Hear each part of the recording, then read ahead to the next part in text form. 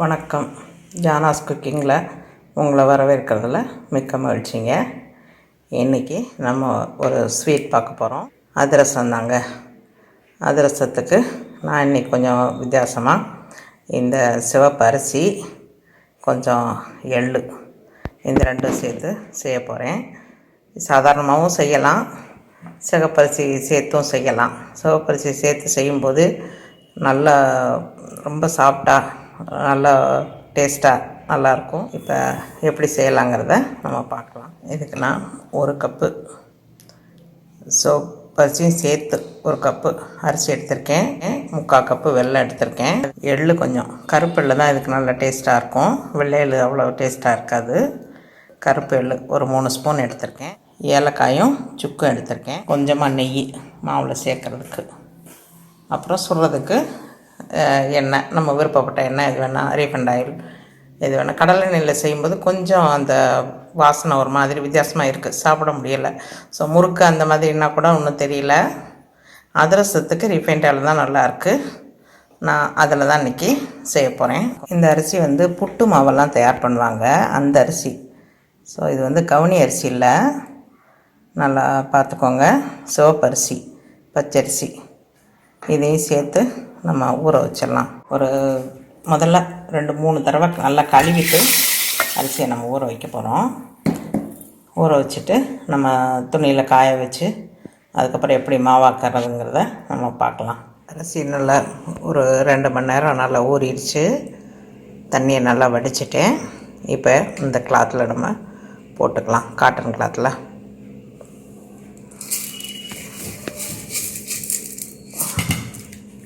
போட்டு நல்லா பரப்பி விட்டுறலாம். கொஞ்சம் தண்ணி வற்றின உடனே கொஞ்ச நேரம் காய விட்டுட்டு நம்ம எடுத்து அரைச்சிடலாம். அரிசி நல்லா ட்ரை ஆயிடுச்சு. இப்போ நம்ம எடுத்து மிக்சியில் சேர்த்துடலாம். இந்த மாதிரி இருக்குது, நல்லா உலர்ந்துருச்சு. இந்த சுக்கை நான் தட்டி வச்சுருக்கேன், இதையும் மிக்சியில் சேர்த்து நம்ம கொஞ்சம் கொஞ்சமாக அரைச்சி மாவாக்கிக்கலாம். மாவை அரைச்சி சலித்து எடுத்தாச்சு. இப்போ நம்ம பாகு வைக்கலாம். பாகுக்கு இந்த வெல்லத்தை இதில் சேர்த்துடலாம். தண்ணி ஒரு 1/2 டம்ளர் எடுத்துருக்கேன், இது சேர்த்துடலாம். சேர்த்து நல்லா கரைச்சி வடிகட்டிக்குவோம். வெல்லத்தை கரைச்சி வடிகட்டியாச்சு. மறுபடியும் நல்லா பாதம் வர்ற வரைக்கும் காய்ச்சலாம். நல்லா கொதிக்க விட்டு காய்ச்சுவோம். பாகு செக் பண்ணி பார்க்கலாம்.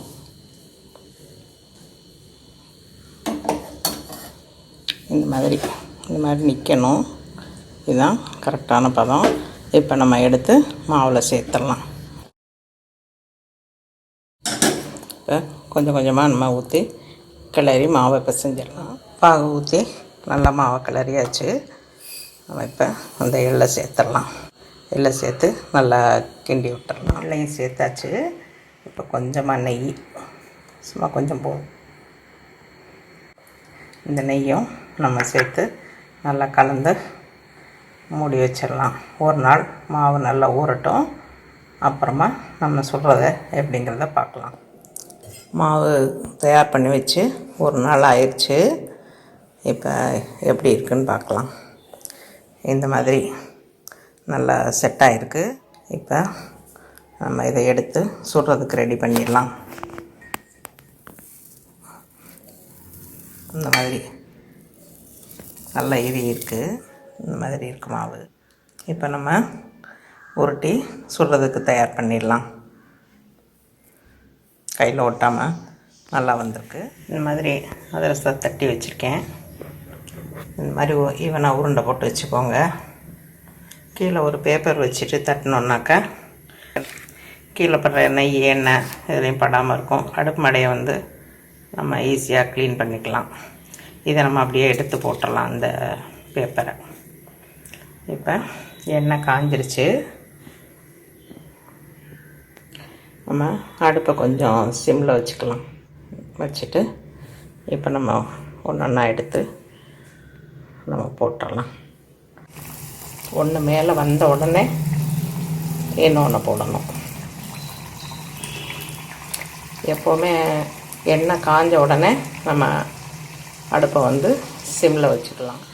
ஒரு பக்கம் வெந்தோடனே திருப்பி விட்டுட்டேன். நமக்கு இந்த நிறம் தாங்க ரொம்ப முக்கியம். அதிரசம் பார்க்கும்போது அரை வேக்காடு மாதிரி தெரியும். நீங்கள் கொஞ்சம் நல்லா ஆற விட்டுட்டு திரும்ப எடுக்கும்போது ரொம்ப அதுலேயே நல்லா வெந்துடும். அதுக்காக நம்ம ரொம்ப நேரம் வேக விடணுங்கிறது இல்லை.